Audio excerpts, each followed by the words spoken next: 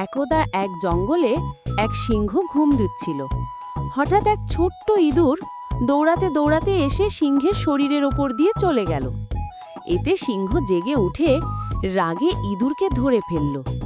ইঁদুর ভয়ে কাঁপতে কাঁপতে বলল, মহারাজ, আমাকে ক্ষমা করুন, আমি খুব ছোট। আজ যদি আপনি আমার প্রাণ বাঁচান, একদিন আমি হয়তো আপনাকে উপকার করতে পারবো। সিংহ হাসতে হাসতে ভাবল, এই ছোট ইঁদুর আবার আমাকে কি উপকার করবে?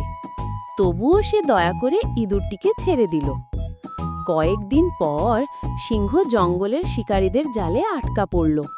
যতই সে ছটফট করুক, জাল ছিঁড়তে পারছিল না। তখন সেই ইঁদুর এসে তার ধারালো দাঁতে জাল কেটে দিল। সিংহ মুক্ত হল। সিংহ বিস্মিত হয়ে বলল, আজ বুঝলাম, ছোট হলেও কাউকে অবহেলা করা ঠিক নয়। তোমার উপকার আমি কোনোদিন ভুলব না।